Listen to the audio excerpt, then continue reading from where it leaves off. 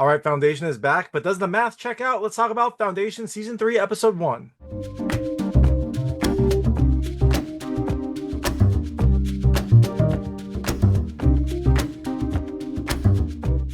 Hey everyone, it's David Stark from Watcher Pass, and it's back. Foundation Season 3 is back. It kind of snuck in there. I didn't really get much fanfare for it, and it was just like, boom, here we are. Foundation Season 3, Episode 1, A Song for the End of Everything is coming to Apple TV Plus July 11th, 2025. It already came to Apple TV Plus, like I said. I didn't even realize it was coming, so I missed the premiere, but here we go. Let's get started on this Foundation Season 3 journey. I've watched Foundation Season 1 and Season 2. Let's see what Season 3 has to offer. So, you might be asking, well, it's been a while. Is Foundation Season 3 Episode 1 worth your time? Is it worth watching? My hot take is, yeah, I think you should watch it. I thought it was kind of an exciting start to this season, and I liked the focus on kind of like, it felt like a grander scale. I mean, Foundation has always had big uh factions and kind of like big consequences to things, but if here it feels a little more, I don't know, like geopolitical. It feels like you've got these large entities that are kind of playing behind the scenes, trying to manipulate each other, trying to grab worlds versus just fight each other. So I liked the scale, I liked the effects. I thought the effects were great. I liked, all of our old friends are back, although in various forms.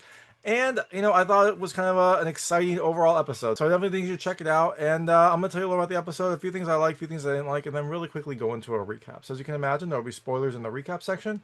If you don't know what happens in this episode, and you might not, there are some surprises we learn about what has happened in the interim between Season 2 and now. I would turn it off when I get to the recap. Before that, though, I'll keep it vague. I'll keep it spoiler free. Let's get to those spoilers. So, at Foundation Season 3 takes place 152 years after the last season ended. There are Foundation and Empire are in very different kind of like places. A lot has happened in that 152 years. Seems like a lot has happened, and now they are trying to kind of like vie for power when a new entity rises that might throw all of their calculations off. So, things I liked about this episode. The first, I love the scope. Like I said, it feels much larger in scope. It feels like you've got these large nations. It feels like there's a lot of diplomacy. I mean, there was some diplomacy before, but it felt like Empire always had the upper hand. Here, it feels like maybe there might be, a more balance of power. You might have these large nations, I guess, these large whatevers vying for worlds, vying for different chunks of space. And like if a world falls, like, oh, we don't care about that, you can have it. Like it's an interesting kind of like twist from what we were experiencing before, where it was like all Empire bearing down on the small Foundation. Second thing I love the variety. We see a lot of different areas. We see a lot of different worlds that might change. Right now we're catching up with different places, so we're jumping around a lot. But I did like how it looked very, very different. You got to see some very different worlds, some very beautiful worlds, and some not too beautiful worlds. Third thing I love the effects. I've always liked Foundation's effects. I think there was like 1 or 2 episodes in Season 1 that didn't look that good. But overall, really good effects. There's some explosion in this. There's some kind of like warfare type situations in this. There's an exciting environmental thing that happens. So the effects look great. They definitely never take you out of it. And it really just kind of adds to the overall enjoyment of this series. Fourth thing I loved, all our old friends are back. We get to catch up with a lot of old characters. I mean, some aren't, but for the most part, you see a lot of familiar faces, which is fun. We need some new ones. But I did like seeing kind of like all the people I would have expected to see in this season. And the last thing I love the like power struggles in this. It's kind of goes with the scope, but there's even some more like internal power struggles within the various nations, empires, whatever you want to call them, that you get to see, you get to experience. It's fun. That's one of the things I liked about Foundation, and it looks like Season 3 will have a lot of that. So, all that being said, things I didn't love as much. The only really thing is the antagonist. I didn't like the Mule. I didn't like him in Season 2 when we met him. I didn't like him now. I don't think he's that interesting. I don't think he's that scary. But you know what? You can see for yourselves. You can tell me what you think. I also don't love like the way that he gets power, which I'll talk about in the recap. But that's the thing.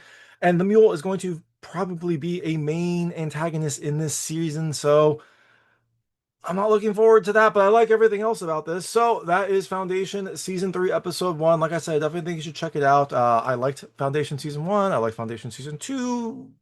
2 kind of up and down, but overall, I liked how it ended. So I'm excited to see where Foundation Season 3 goes. And if you do check it out, let me know what you think. Let me know what you liked and didn't like. I'd love to hear it. And I'm going to really quickly go into a recap right now. So if you don't know what happens in this episode, I would turn it off now because there will be spoilers. So in Foundation Season 3, it's 152 years. Foundation has kind of evolved from this like religious outpost, this religious cult, into more of a kind of like established nation.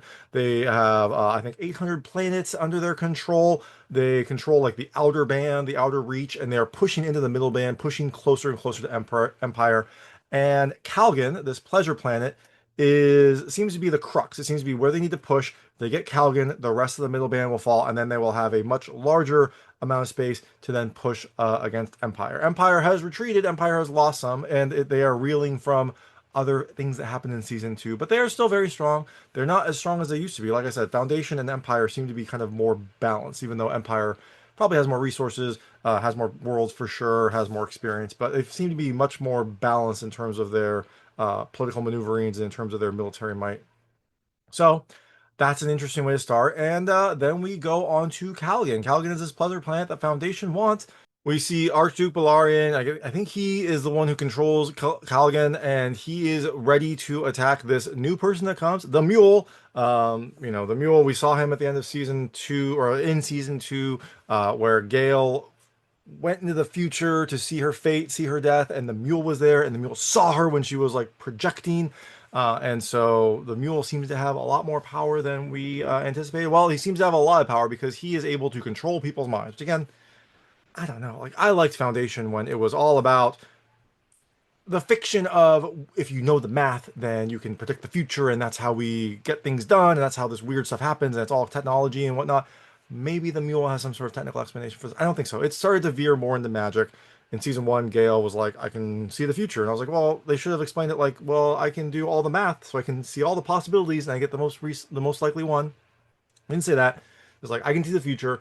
Season two had a lot more kind of like future mysticism things with time travel and all that stuff. Well, now the Mule has psychic powers. Again, and he's not that imposing. He doesn't scare me. Maybe he will. He doesn't seem that powerful. He doesn't seem that scary. He seems just like this hothead person. Maybe that's what he is. But he is here on Calgan, facing off against Archduke Balarian. And Balarian has a lot of ships. He's got like 8 warships, hundreds of soldiers, and he is ready to take on the Mule. And the Mule's like, you don't want to do that. Just give up Calgan, and I'll be on my way. And Balarian's like, ha, I'm not going to do that. And then the Mule shows what he can do. He uses his mental powers to take over the commanders of the ships and have them all fire on each other. So they all blow up in this really cool CG look, in this really cool like effects scene. And then he takes over all of the soldiers and they start shooting each other. So the only person left is now Balarian. And Balarian pulls his gun on the Mule, and the Mule's like, you don't want to do that. And so Balarian puts the gun down. The Mule comes up to him. He wants Balarian's signet ring to show that he controls Calgan, and he tries to pull it off. Doesn't work. He uses his mind control powers to make Balarian bite off his own finger, give him the ring. The Mule puts the ring on and then causes Balarian to kill himself. So the Mule has some powers, some scary powers. It doesn't feel that, I don't know, something about the Mule just doesn't scare me. He doesn't seem imposing. He doesn't seem that overpowering. He just seems like a weird person that has powerful powers. So that is the Mule. That is our introduction to the Mule. And also, one thing that was weird about this is he did all this to show his power. And then, I guess to show it to Balarian, but he could have just had Balarian give him the ring with his magic powers. Be like, yo, make me the leader with my psychic powers. And Balarian be like, okay, here's my ring. Oh, I can't get it off. Arr, here's my ring. And then the Mule could have got the ring. Like, cool, now I'm the leader and I've got all these like ships and soldiers and stuff. Now they're all going to do my bidding. He just killed them all and then took over anyways. It was weird. It was a weird way. It was an explosive start, right? Like it's a big explosive start. A little bit weird. So now we get to see Empire. Empire is not doing that well. The current set of Cleons are unsure if they're going to be the last Cleons. We're not sure. They no longer rule the stars. Their empire has shrunk, and so it feels like they might be on the ropes. But Brother Dawn is working his best, trying to take power because Brother Day is strangely missing. They keep talking about, oh, he's indisposed. Oh, he has other duties. So Brother Dawn is trying to kind of consolidate power, but he's 10 days from becoming Empire, becoming, the reigning emperor.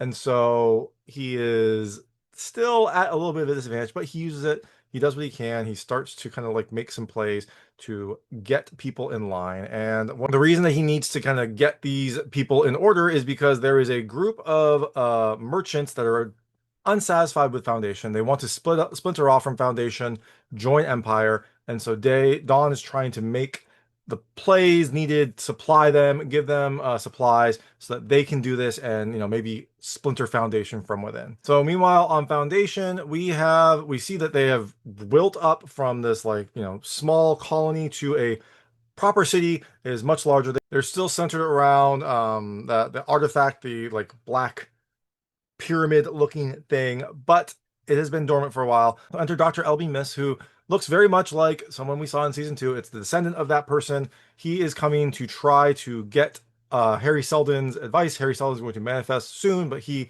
comes up with a technological reason to manifest Harry Seldon, and so he's talking to Seldon about what happens, about the traders and negotiations and this upcoming flashpoint.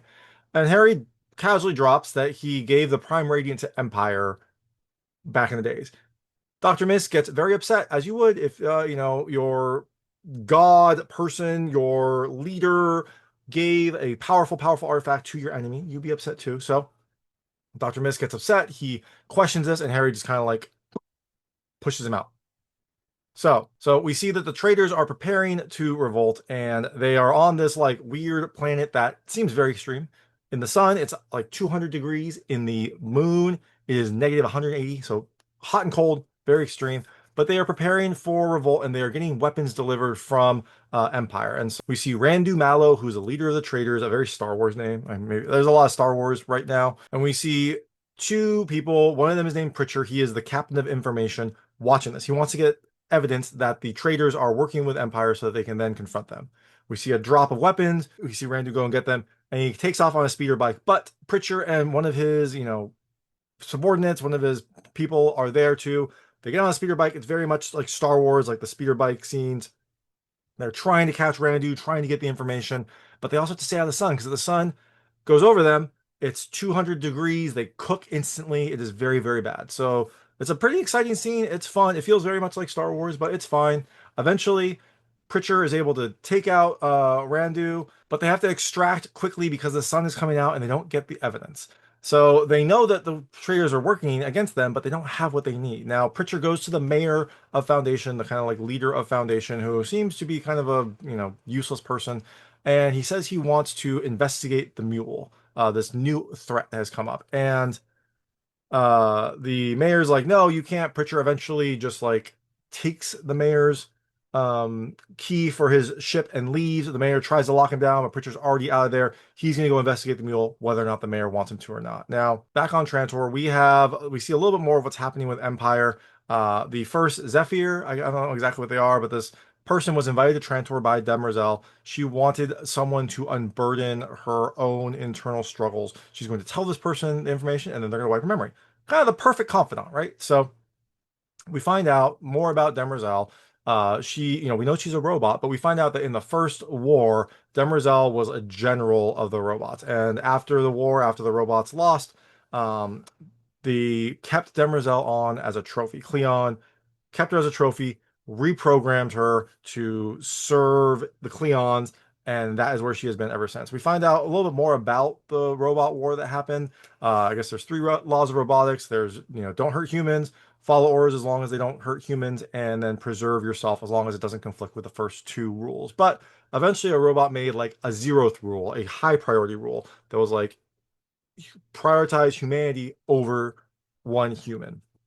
This eventually caused one of the robots to kill a high-ranking person in Empire in support of that zeroth law, and that then caused a war between like the robots that were, for the zero war law, the robots that were against, and eventually the robots just all died except for Demerzel. So later we find out what happens to Brother Day. Brother Day has, I don't know, gone like hippie. He has renounced his Cleon empire-ness and is living, in a very, very nice but kind of secluded place with a courtesan, just eating, doing drugs, just kind of living that life. He's like that kind of like, rich kid's son that, doesn't want to do the horrible things his parents did to give him the money. So he goes and like lives off of their money, but somewhere else and tries to like renounce this. But he's still taking the wealth. He's still being Empire. He is just being Empire in like a hippie way.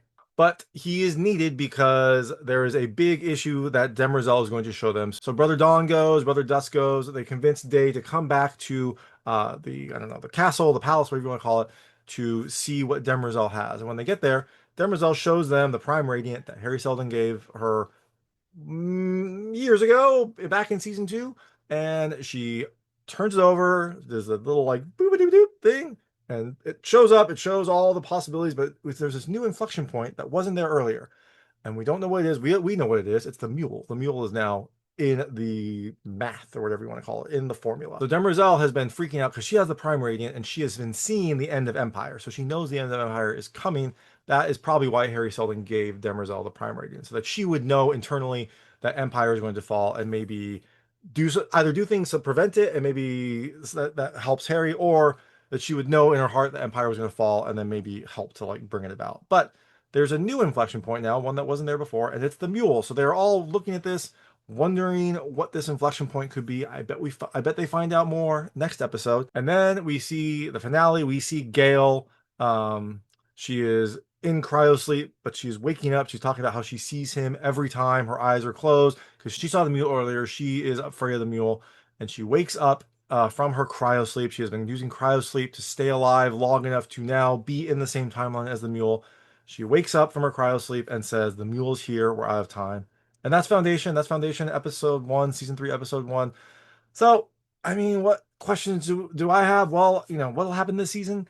Will Foundation and Empire team up? I think they probably will. I think the Mule will probably be a big enough threat that they are going to have to team up somehow. We saw some hints there. There's a little bit of diplomacy here. There's an ambassador of the Foundation that is on Trantor permanently, not a prisoner. She's there, for diplomatic relations. So there was an interesting little like passive aggressive dinner that we saw. I think probably Foundation and Empire will have to team up to fight the Mule. Will that be enough? I guess we'll have to see. What is the Mule's plan? All he says is, "I have an appetite for power." We don't know what he's going to do. He seems to be killing people. He seems to be taking plants. What is his overall plan? Is there a hatred of either Foundation or the Empire? I don't know. I guess we'll find that out too. What's going to happen with Day? What is going on with Day? We'll see. I don't think he'll be a hit like I don't think he'll be disconnected the entire time. I think he'll probably step in at some point, realize what needs to happen. Maybe Dusk will knock some sense into him before Dusk eventually has to move on to Dust. He is at the point where he is going to be suicided, and then the new baby Cleon will come up, and they will all transition. Dawn will become Day will become Dusk, and baby Cleon will be Dawn. So maybe Dusk will knock some sense into Day. We'll see. What will Pritchard do to the Mule? Like, the Mule seems all powerful. I don't know what Pritchard will do, but maybe he has some other powers too. He seems to have really good speeder bike powers. Maybe something else will happen. And what will Gaal do? Gaal has already confronted the Mule. She did not do very well then. What will she do now? Well, I'm not sure, but we'll have to wait and see. But that is Foundation episode 1. Like I said, definitely check it out. I liked it. I thought it had a different scope, a different kind of like variety, and it was fun to see all of our old friends. So if you do check it out, let me know what you think. Let me know what you liked and didn't like. I'd love to hear it. And thanks so much for watching. If you like this review, please like and subscribe to this channel. It helps me out a lot. Make sure all my new content goes straight to you. Thank you.